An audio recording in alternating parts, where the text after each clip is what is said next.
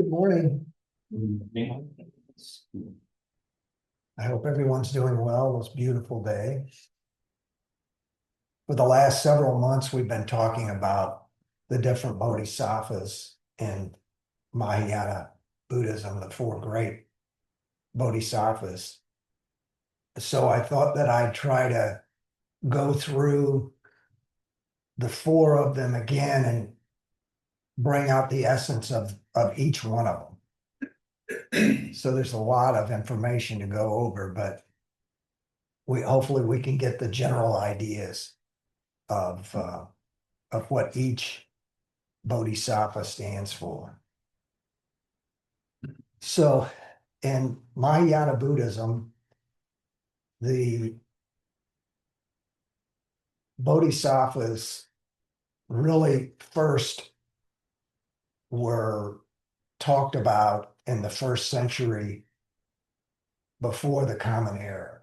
So there's only about 2,000 years of history behind these. So if you really are a cautious person, you could probably wait another 1,000 before you accept what they offer. But maybe not. Maybe 2,000 years is enough to prove what they've laid out.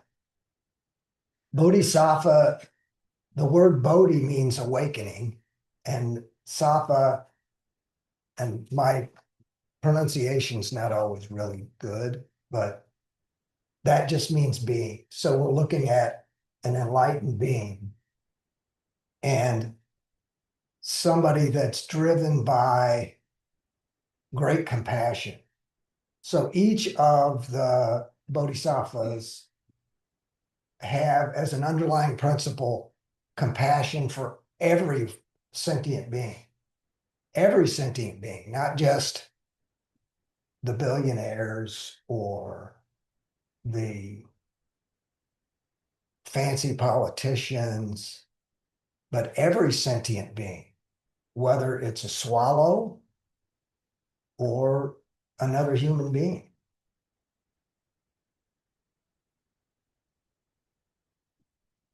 The other common trait or characteristic or essence is that the bodhisattva, anyone that takes bodhisattva vows, part of those vows is that they will not enter nirvana or nibbana until all other sentient beings are liberated. Some of the language says saved, but when we chant here, it's that we vow to liberate all sentient beings.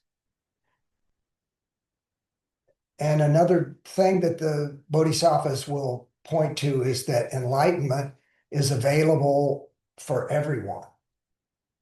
You don't have to be a monk or a bhikkhu, bhikkhuni. Anybody can become enlightened if you practice the Eightfold Path and you know the Four Noble Truths. It's kind of like a doctor that gives you a prescription for an ailment, whatever that ailment is. You can look at the bottle, you can take the pills out and count the pills, but they don't have any effect unless you use them. If we talked about the vows, numberless sentient beings, and I vow to save them or liberate them. Each of the bodhisattvas that we're going to talk about have in common the 6 perfections or paramitas: generosity or dana, and that it's important that generosity is understood from the perspective of altruistic giving, where you don't expect something in return. A lot of people will give, for example, to a university or a library, and they'll give anonymously, or they'll ask that their name be put on the wing of the library or the hospital or some other part of the university. When we talk about generosity in this bodhisattva concept, it's typically without expectation.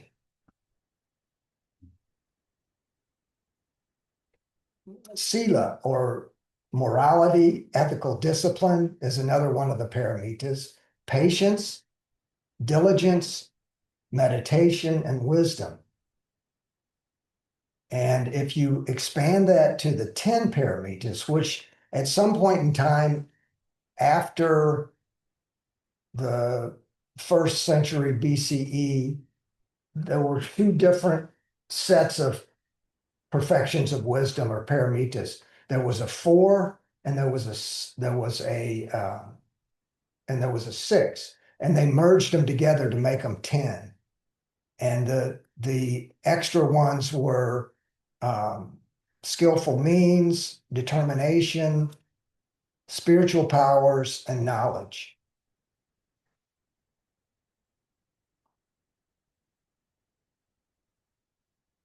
And something that I didn't know until I did this research was that Mahayana Buddhism represents 50%, 53% of all Buddhists.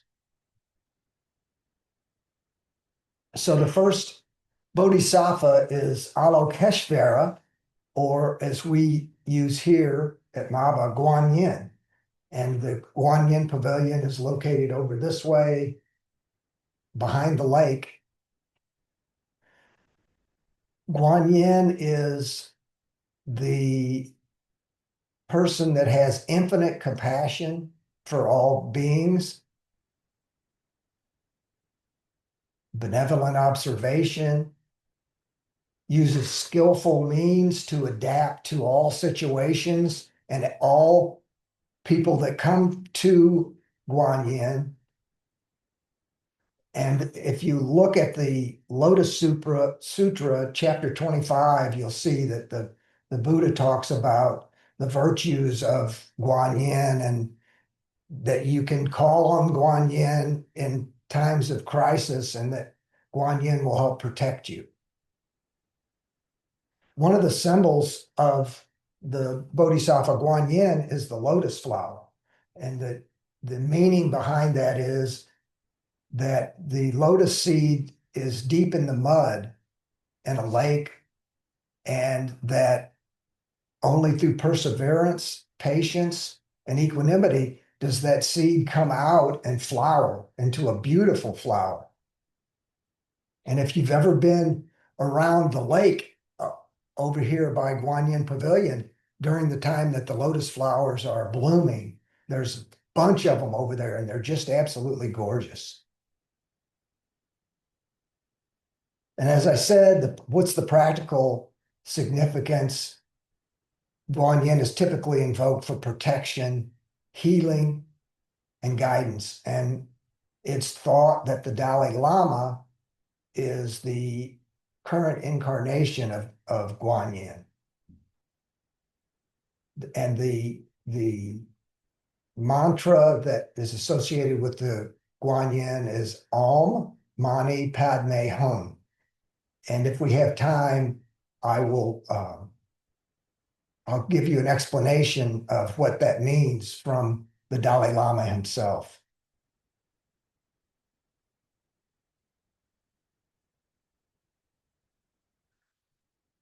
The next Bodhisattva is Manjushri, and he is considered the Bodhisattva of wisdom. And you'll often see him depicted with a sword to cut through illusion and bring about wisdom. And in our particular statue rendition, which is down in the Blue Lotus House, he's carrying what's called a rui. And I think it's spelled R-U-I. And the rui is representing wisdom, which is what this Bodhisattva represents. He's also associated with the Prajnaparamita Sutra, or the perfection of wisdom, and those teachings. Manjushri said that all worlds that we recognize are equal, all Buddhas are equal, all dharmas are equal, all sentient beings are equal. And he's alleged to have said that I abide in that. And the sutra goes on to say, how do you understand all sentient beings? And he indicated that all sentient beings are merely provisional designations. If you truly observed with ultimate truth these provisional designations, they have no location. These sentient beings are all one self. So when he says provisional designations, this is how we believe in conventional reality, that we see a person and that person is Vladimir, or that person is Theo. And what he's basically saying is these are temporary, ever-changing, and impermanent designations.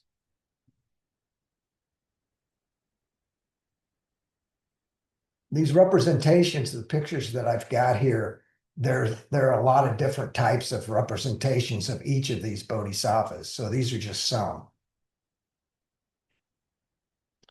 And the next bodhisattva is the Dizang.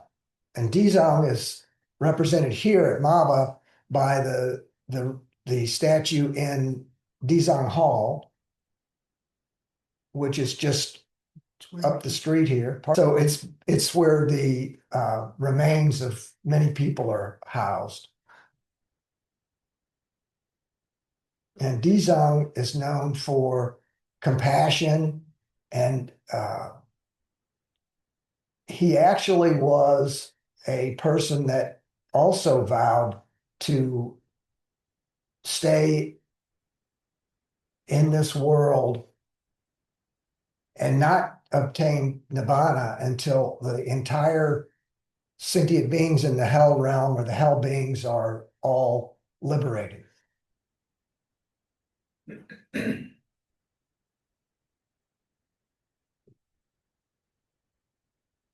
The depiction that we've got here is of a Cintamani jewel, which is supposed to illuminate the darkness.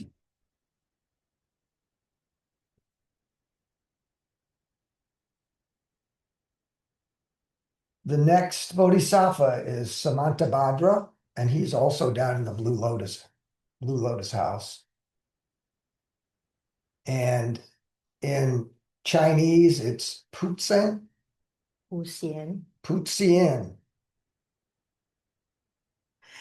And he's known for universal action, practical application of the wisdom of insight, the 10 great vows for beneficial action. One of the things that represents him is a white elephant, which represents purity, strength, and progress, and 6 tusks for the paramitas, the 6 paramitas. The great vows that he is known for and that he advocated for were, first of all, to pay homage to all Buddhas, to praise all the Buddhas, make unlimited offerings. This is a generosity again. Repeat and reform all karmic hindrances. Rejoice in the virtues of others. One of the Brahma Viharas, or altruistic joy. Request the Buddha turn the Dharma wheel. Request the Buddhas continue living in the world. Always follow the Dharma. Comply with the needs for sentient beings and transfer merit and virtue to everyone, universally.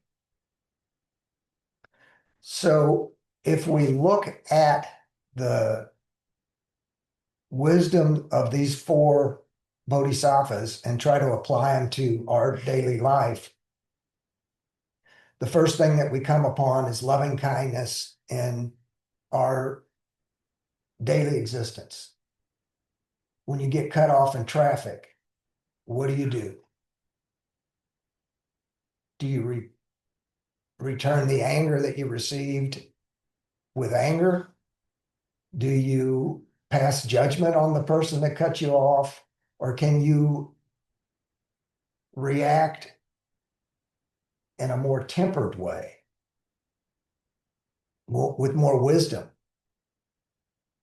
I often have heard people say, well, that person's on their way to their sick mother, or their wife's giving birth, and that's why they're in a hurry. And with difficult people, we've all encountered the troublesome person. And the way that we react to that person is indicative of the level of compassion that we have. And let's face it, it doesn't help your cortisol level or your adrenaline level to match animosity with animosity. And in reality, it doesn't do much good. It just causes you to wind up in a drama. This giving and taking, this is a meditative technique where you can visualize a person that you know that's having problems, that's either sick or suffering from some adversity, and you visualize that adversity as black smoke or a black cloud, and you breathe it in, purify it, and then blow back white, pure smoke or cloud to that person. This will cultivate compassion for yourself, but the hope is that it will help the other person overcome their adversity. Another thing that we can do in daily life is what's called compassionate listening. Some people call it deep listening. Maybe it's just listening without an agenda. I do a lot of jury trials, and one of the most difficult things to do is walk into a room with 48 strangers and try to cut that down to 12 that are going to be sympathetic to your client without trying to manipulate them. And one of the most important things that Buddhism's taught me is that listening is so very important, because there are people that go through their entire lives never having been heard. And I find that in jury selection, I get people that make comments that it really, to me, seems like nobody has ever taken the time to listen to their opinion and really valued their opinion. And I think that if we can learn to give full attention to somebody. Have you ever been talking to someone and you get the idea that they're not paying attention? They're not looking at you. They're looking away while you're talking to them. And it's almost like you just want to stop and say, okay, you've got some other agenda. You don't want to listen to me. This next part about compassionate listening, the reflecting back, there's a lot of techniques such as what they've got here. It sounds like you're feeling. How can I support you? And that is something that can also be learned through practice. And this Om Mani Padme Hum is also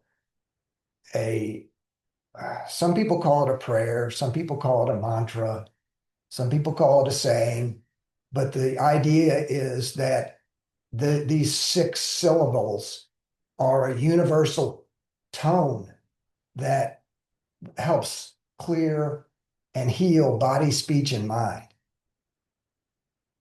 And it's been around for thousands of years.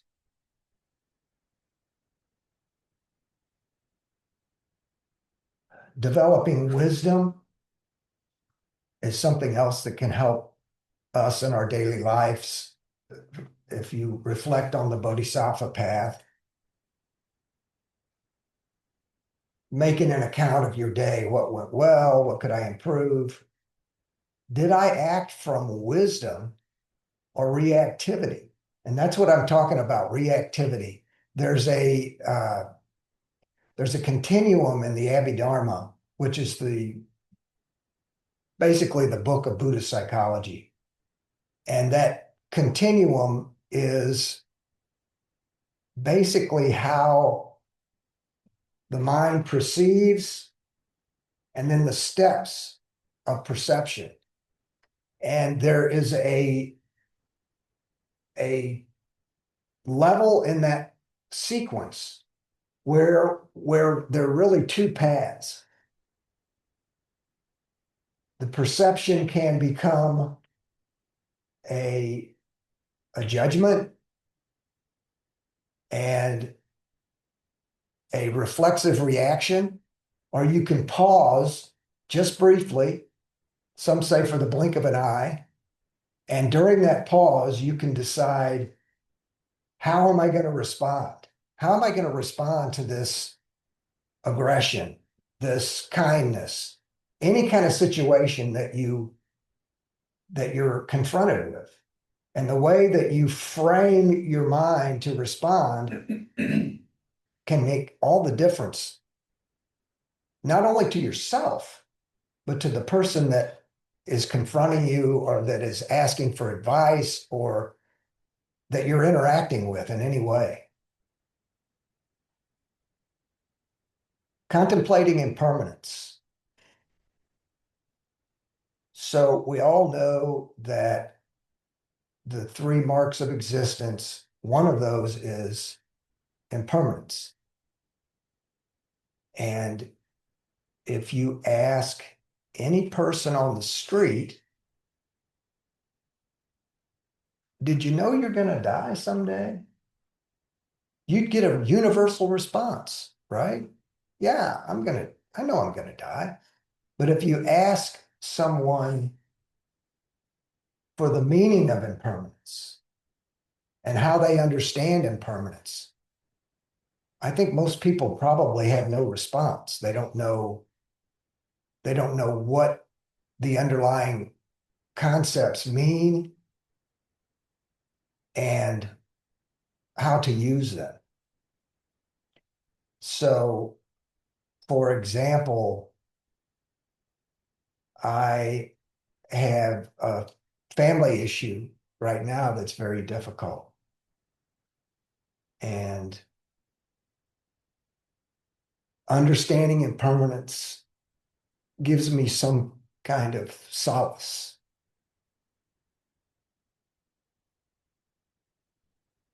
But I don't know exactly how to explain it, except to say that there's something more than death. And understanding that impermanence doesn't mean extinguishment provides some kind of peace.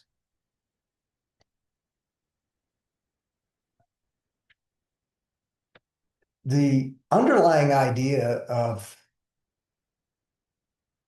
understanding impermanence on a different level is that when we understand that suffering comes from clinging, then we realize that even clinging to the good is going to end eventually. And that finding aversion in something is also an unhealthy state of mind, which will also lead to suffering. So if we can find a way to balance and eliminate clinging and aversion, then it goes towards helping us find mental stability. Mindful decision making. This is kind of what I talked about before, that you can pause and reflect on your reaction.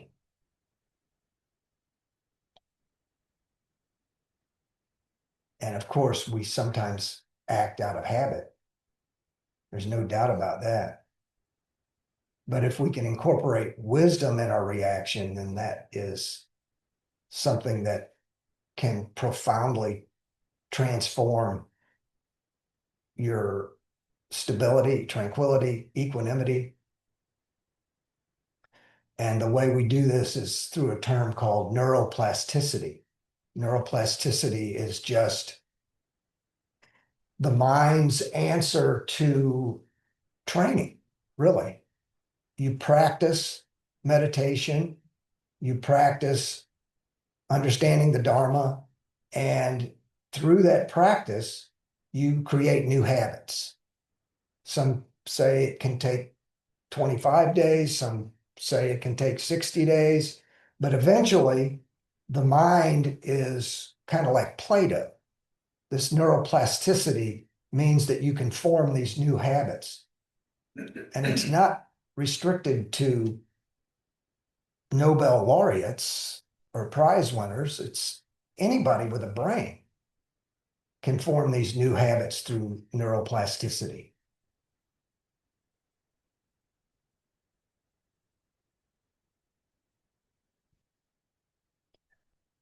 These go through the ways that we can apply all of the things we talk about through our daily lives in short periods. 10 minutes practice a day in addition to your meditation.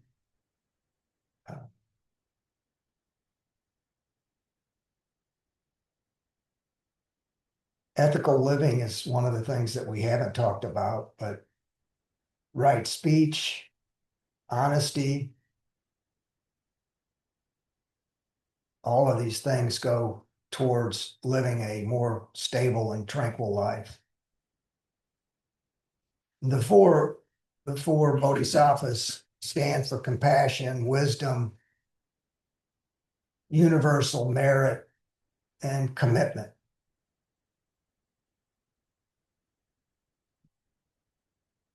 Perseverance is in there as well. So if we look at the practices that have been around for 2,000 years, it seems clear that you have to combine wisdom with compassion, or compassion with wisdom. The flow of consciousness is always there. It doesn't really need you. It's present whether you're there or not.